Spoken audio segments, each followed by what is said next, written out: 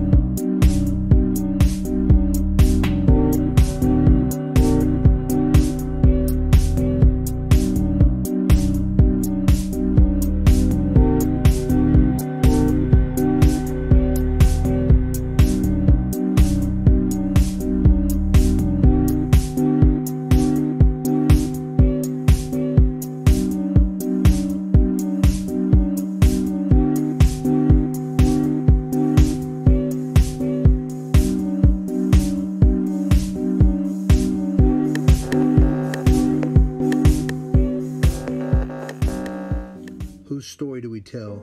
Homage to Judy Baca and the Great Wall of Los Angeles by Mike Songson.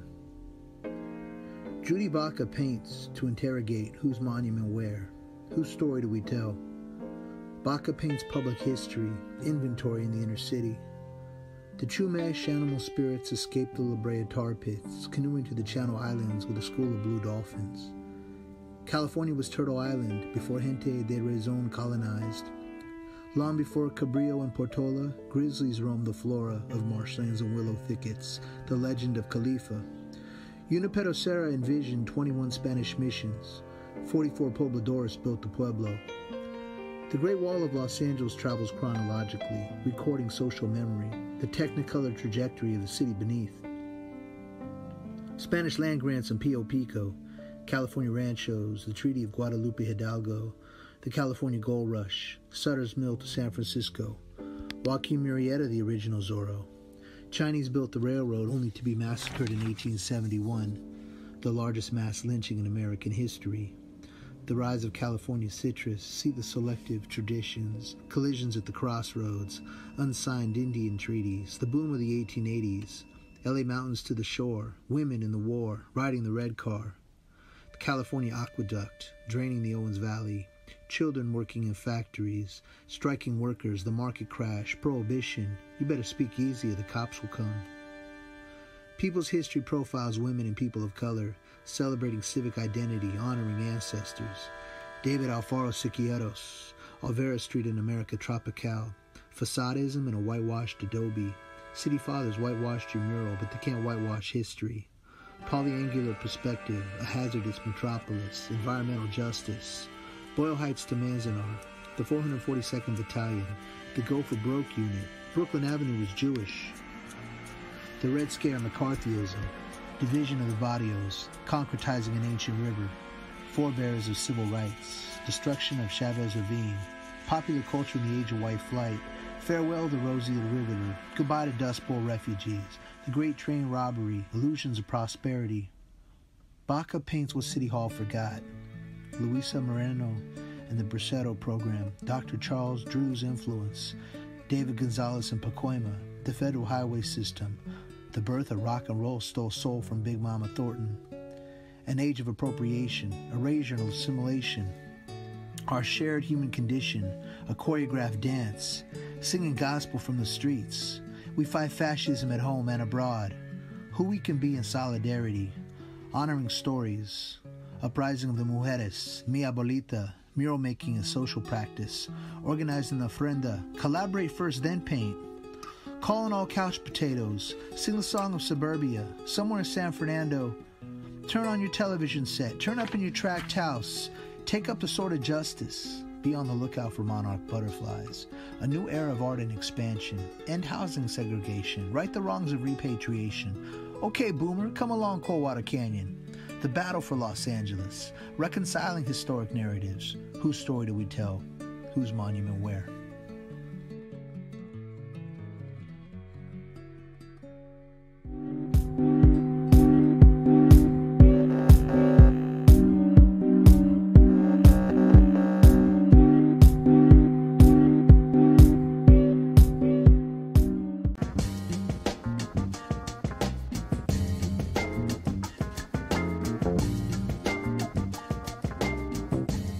The fact that we were going to have a mural that would really show who we are, what we do here, and hopefully that it would touch people as they looked and they read and could begin to see all of the names, that it would open minds and open hearts.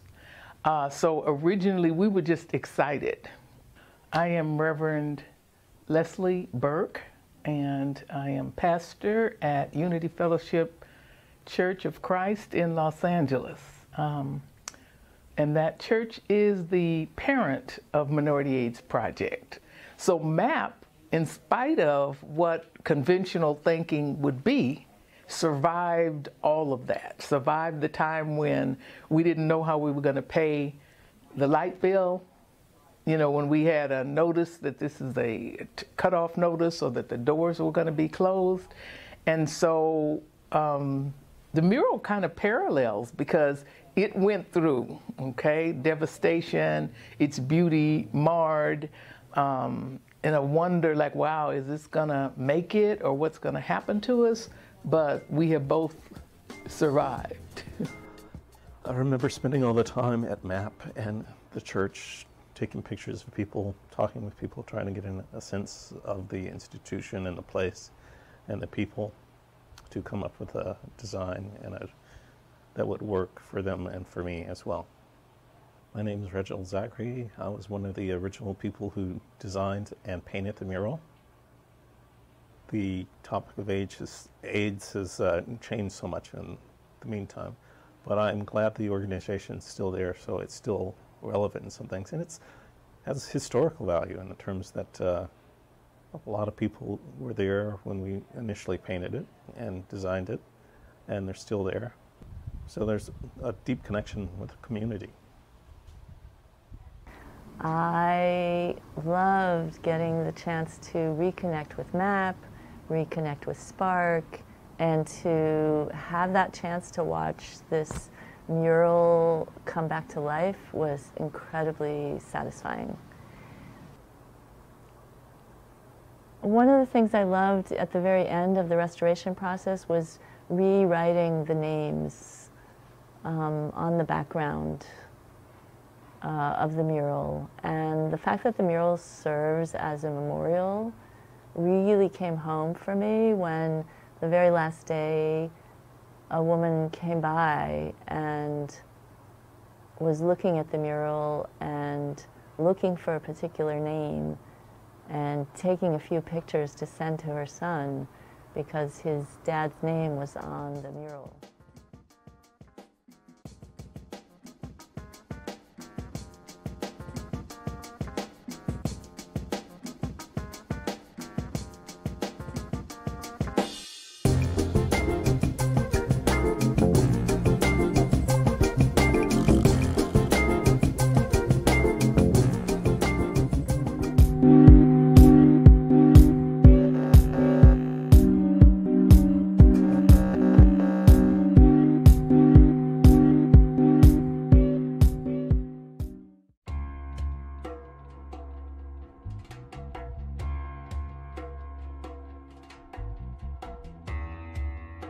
The finalists were sent home to do a new version of the proposal, which was good, because that night when I got home, I found a small book of poems by Octavio Paz, and I opened it to the page of the poem I painted on the sunstone centerpiece, which read, "My steps along this street resound in another street, where I can hear my steps passing along this street, in which only the mist is real." Well, this is Calle de la Eternidad that I painted in 1992. It is a mural that was on Broadway at 4th in downtown Los Angeles, and the idea behind it was really to talk about time and place. And when I saw the wall, it's just like the motion of it going, reaching towards the sky. You know, I was like, this wall is like art. It's just like reaching up into the sky. So I work a lot with symbols and try to reimagine them. So I went and looked at a lot of pre-Columbian symbols to represent the history and the ancestry of people in this area in California and this part of the world, the connection to the land. So I found these pictures of these hands that were used ceremonially. They're gold work, you know. So I thought, oh, this is like perfect. Yeah, so it's intense, you know, to go back into all the detail.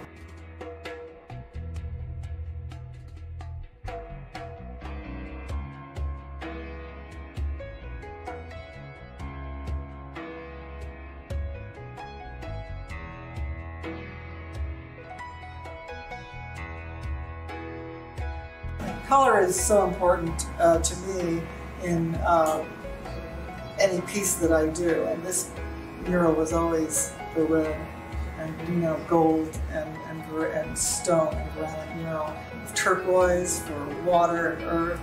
So they have some symbolic meaning for me, so I like to get that balance. Because you have to keep going back and forth, like getting up really close and pulling back, just like when you paint a mural, but in this case you're just working on the screen. At the same time, the technology is its own thing, so in a way I can enhance it in ways that are new. So I'm really enjoying doing that, you know, the way that you can be more vivid in a certain way. And I'm really looking forward to seeing it when it's printed out and what that feels like. I've made many works of art in public space, and I've lost a number of them, and I've restored a number of them. I also feel grateful for organizations like Spark. You know, it's very difficult to find an organization that really cares to preserve this kind of history.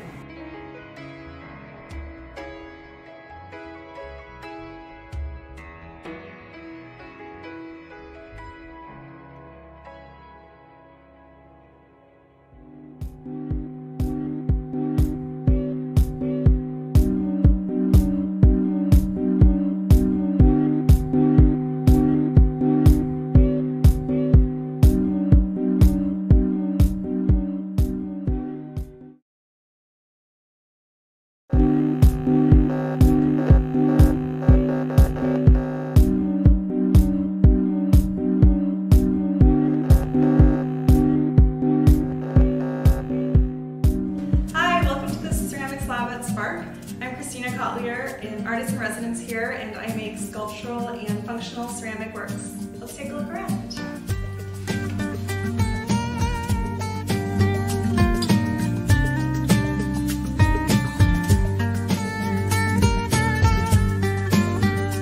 Today I'm going to walk you through how I make a face pop.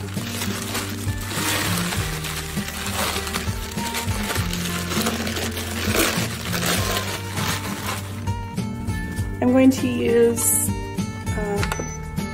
about 5.5 pounds of clay.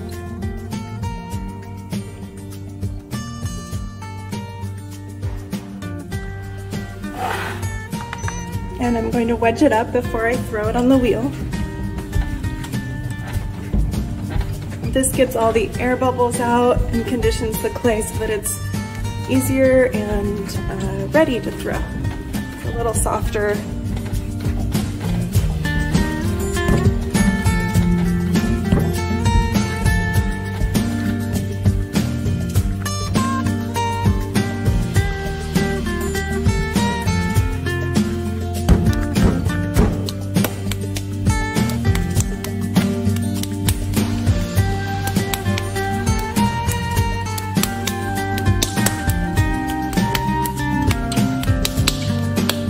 Now that I've got a nice ball, I'm ready to go to the wheel. Once we can all be back together again, the ceramics lab will be a place that the community can come in and experience clay.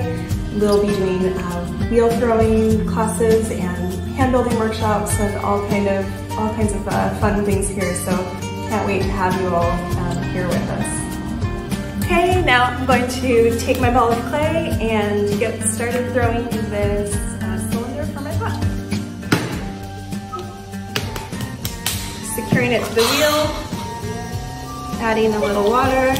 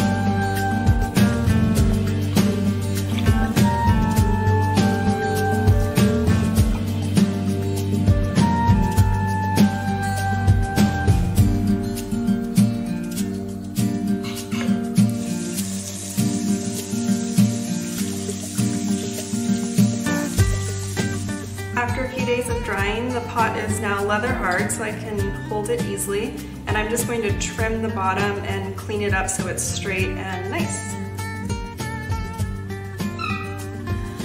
And a squeaky pedal.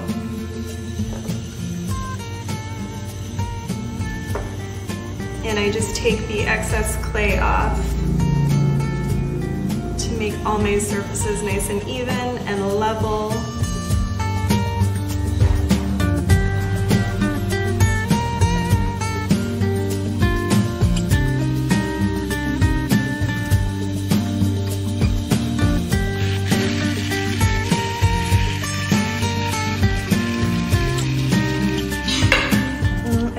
happy with that, so I will take it over to get a nose.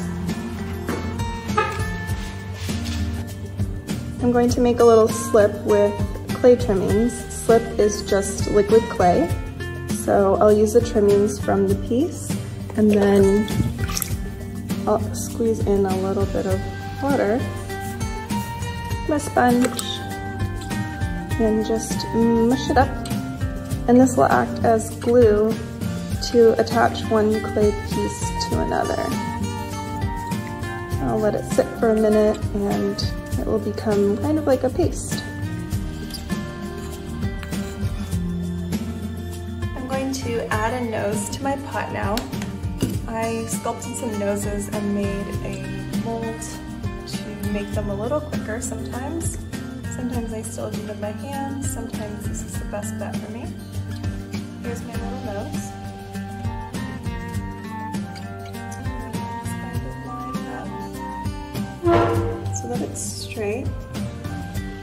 That's about where I want it. And I'm going to give myself some markings.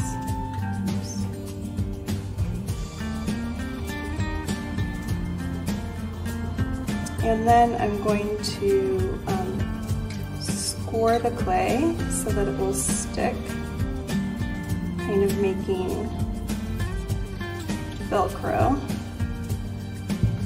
And then I'm going to do the same to the nose.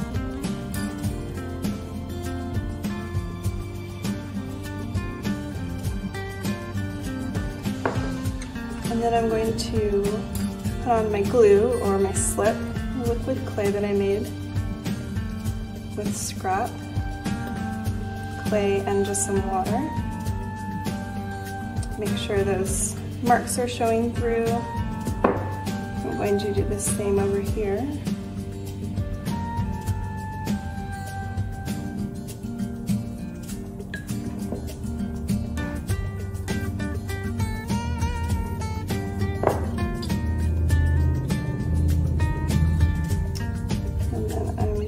To lightly press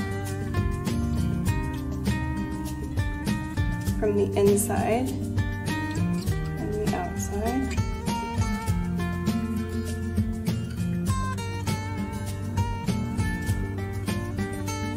And I'm just going to clean it up a little bit, kind of squish to the top.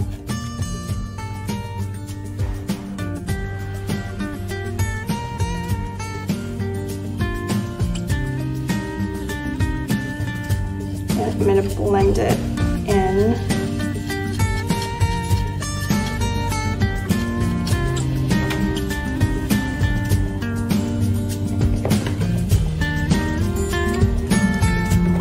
And then I'm going to just blend it all together with a sponge.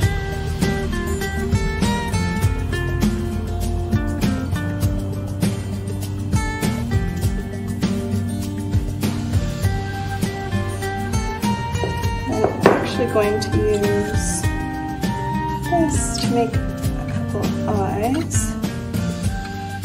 It's just the butt of my paintbrush, a little uneven. Sometimes it takes a few tries. Now I'll clean these eyes up as it dries, but on the right path. I'm just going to make a tiny little mouth.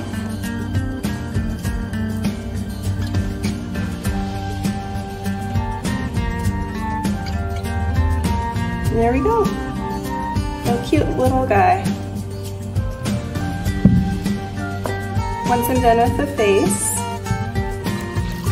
I'm just going to make sure the rim is nice and smooth.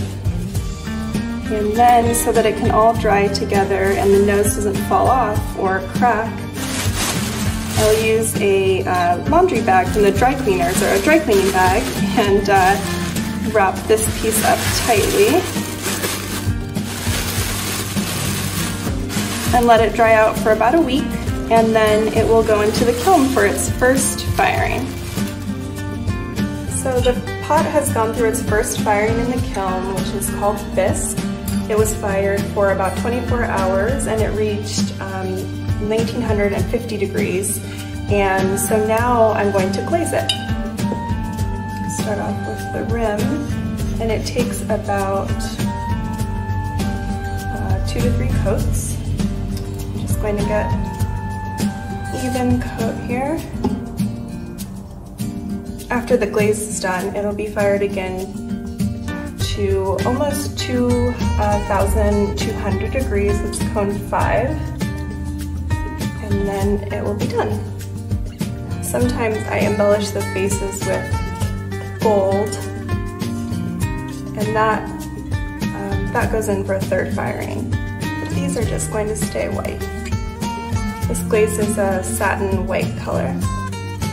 The glaze soaks up immediately into the bisque, and so makes it a lot easier because you can go ahead and touch it and it doesn't come off pretty quickly.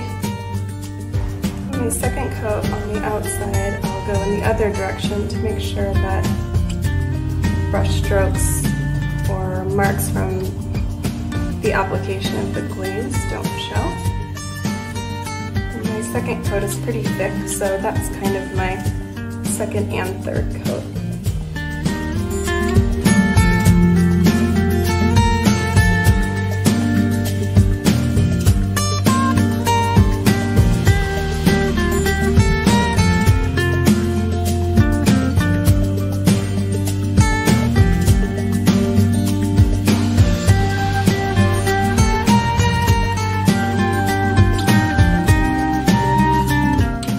Once this dries, I'll go ahead and load it into the kiln.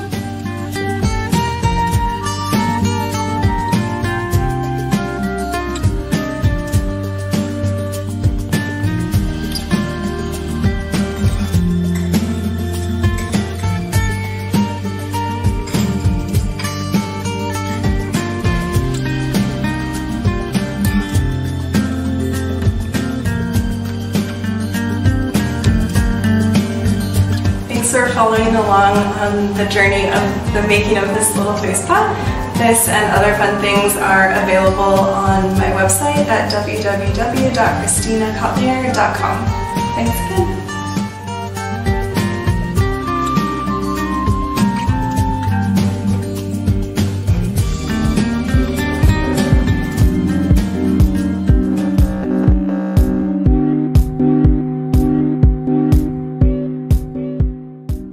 Alice Patrick. This is the mural that I painted in 1991, and it's called Women Do Get Weary, But They Don't Give Up, and it's on the National Council of Negro Women building, and I'm out here today restoring it with the crew from Spartans.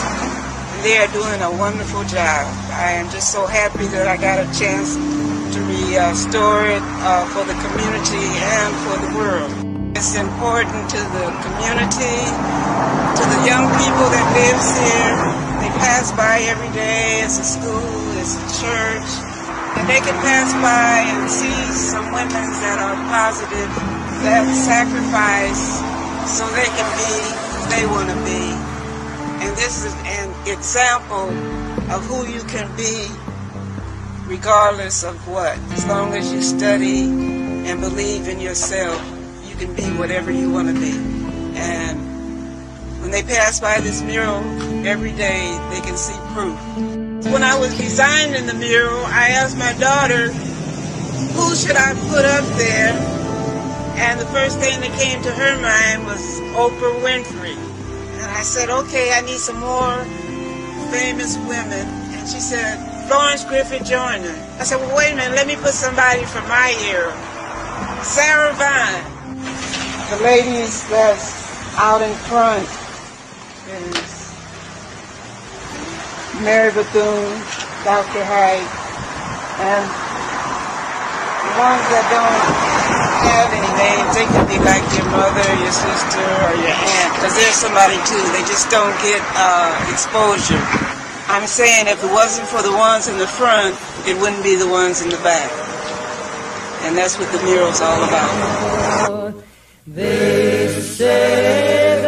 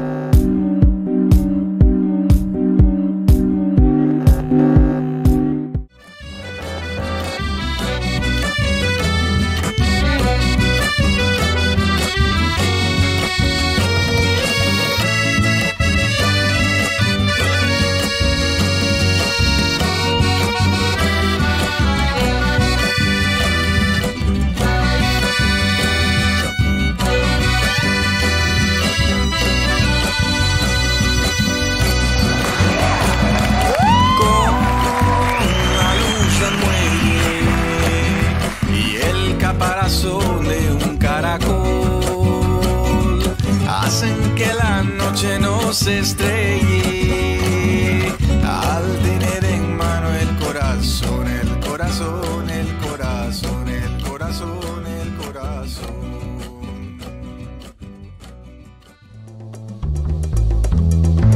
My name is Karina Perez Alvarado, and that's me in the mural. I did get into UCLA, which was awesome.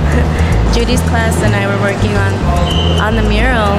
Judy had this vision. Let's have a student in the center. Judy's like, wait a minute, Karina, you went to the high school. You graduated from the high school. You're at UCLA now, and you're gonna give back to your community. Why aren't you in the center? So that idea kind of scared me, but it was also a great honor. It's a privilege. So this is the UCLA Spark Cesar Chavez Digital Mural Lab. All the computers are set up for really exciting graphic designing. Actually, you look over there at Jose, he's building a city block there, and each of the students are working on parts of the mural. We're working at a high school, which is called the Miguel Contreras Learning Center. Mm-hmm. And our students are working with high school students to tell the story of the high school students in this region and to try and create a piece that will be there forever. It's going to be in the cafeteria. Amazing. 223 by 35 feet. That's huge. Yeah, it's huge. And we're telling the story of the experiences of young people in this neighborhood. I'm talking about immigration and basically the labor that our parents have to go through. These are like the daily lives of our parents. You know, they have to work 2-3 jobs to like sustain a family. So this is one aspect of it, like where the parents going through 3 doors, and on the doors are like histories and movements of the job.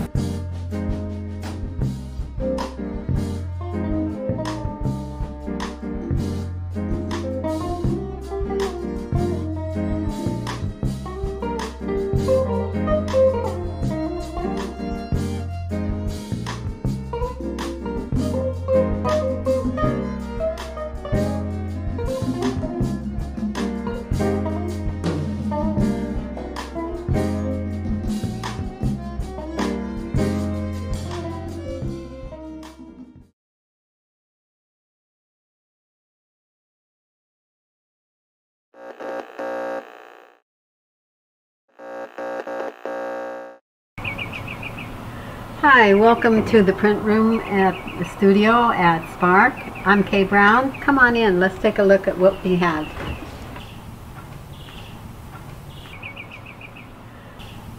Back in 2010, Los de Abajo Printmaking Collective ended up not having a home.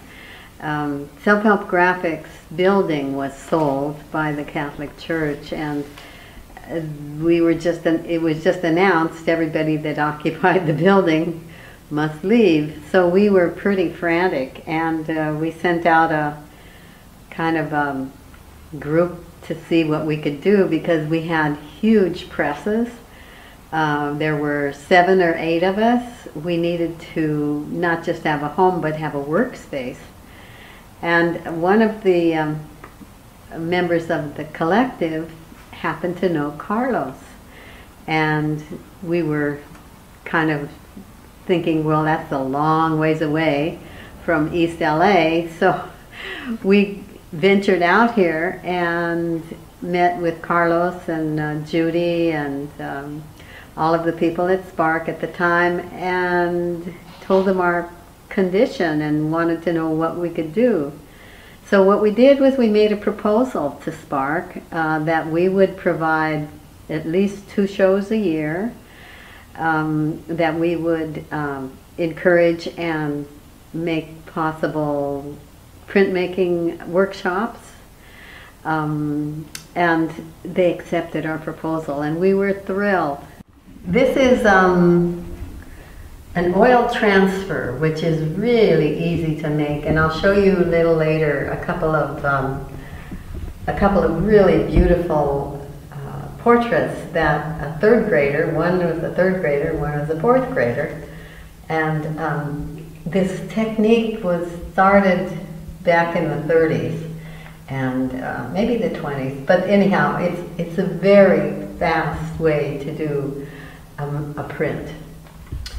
The next one is a lino cut, and the title is "Which Side Are You On?"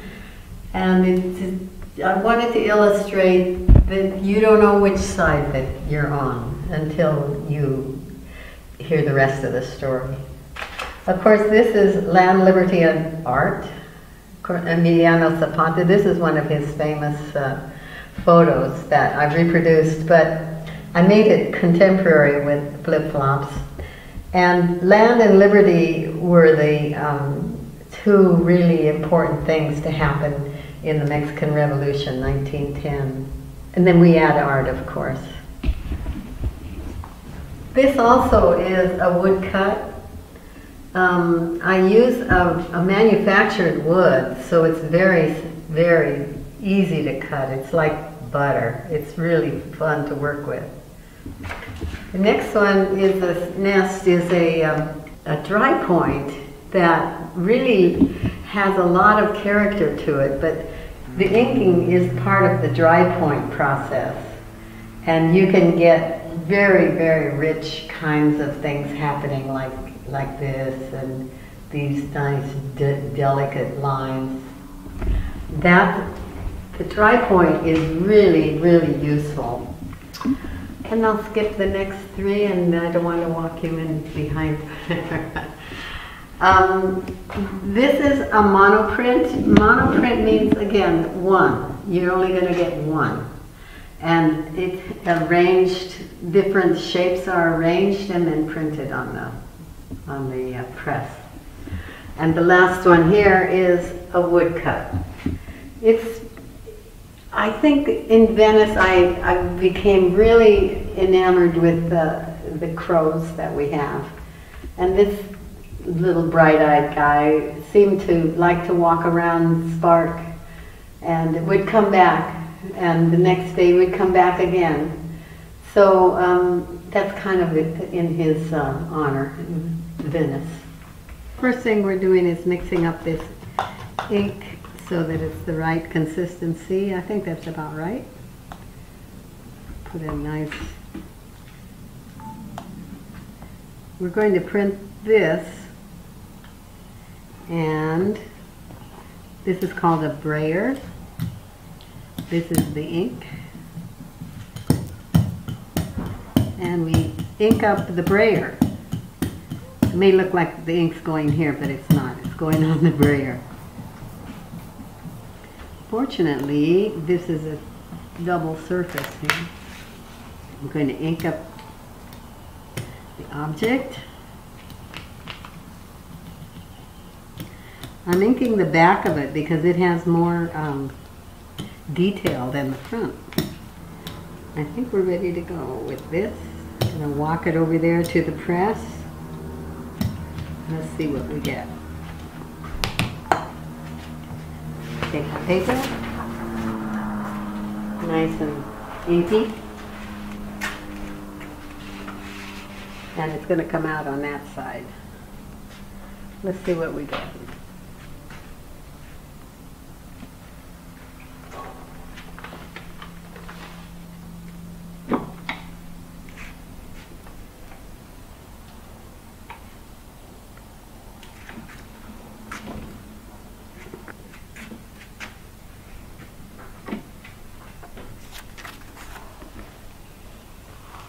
Okay.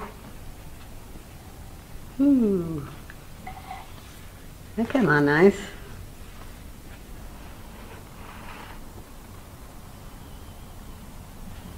These are monoprints also, and they're unique. A monoprint is only one, so you won't get the reproduction that you would get on a woodcut. This is a monoprint. It's actually acrylic. This is silk etching, and it's made with stretching the silk or similar fabric over a rigid surface. Then you apply gel medium until finally you have a raised surface that can be printed from. And it took a few days, but and this was printed in red and then in black. So it has kind of a depth to it that you wouldn't ordinarily have. But silk etching is really easy to do. And if you like to paint at all, you'll understand right away how easy it is. This is a lino cut, just one color lino cut. And it lends itself again to, you can add color to it or you can leave it black and white. I like the stark kind of black and white that it gives. These are pieces of kindergarten, pre-kindergarten children who do printmaking. And everyone is unique. And at the end of the 10-week period, we had a portfolio for each child. And they're just incredible. They had a great time, so did we.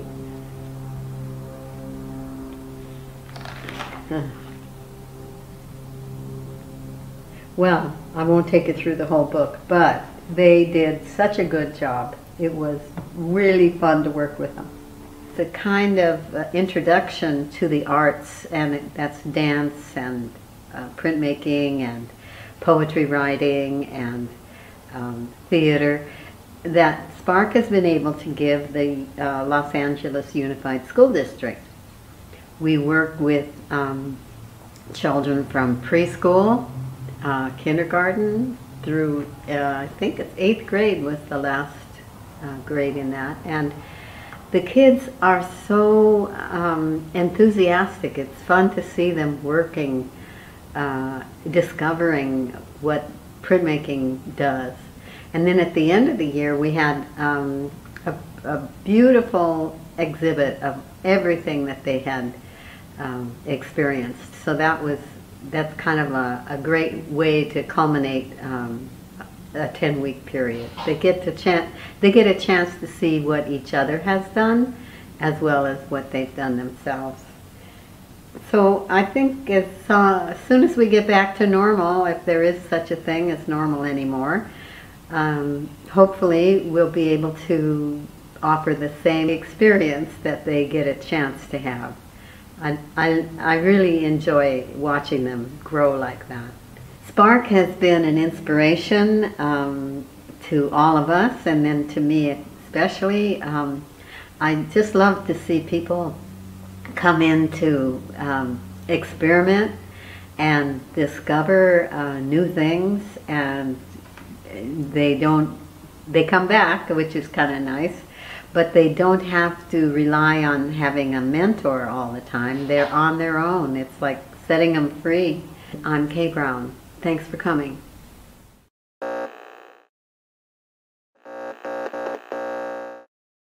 Pa' que quede lo que yo hago dura. Con altura. Demasiadas noches de travesura. Con altura. Vivo rápido y no tengo cura. Con altura. Y de joven pa' la sepultura. Con altura. Esto es pa' que quede lo que yo hago dura. Con altura. Demasiadas noches de travesura. Con altura. Vivo rápido y no tengo cura. Con altura. Y de joven pa' la sepultura. Con altura. Pongo rosas sobre el Panamera. Pongo palmas sobre la Guantanamera. Llevo camarones la guantera. La hago pa' mi gente y lo hago a mi manera. Flores azules y quilates. Y si es mentira que me mate. Flores azules y quilates. Y si es mentira que me mate. Con altura. Con altura. Esto es pa' que quede lo que yo hago dura. Con altura. Demasiado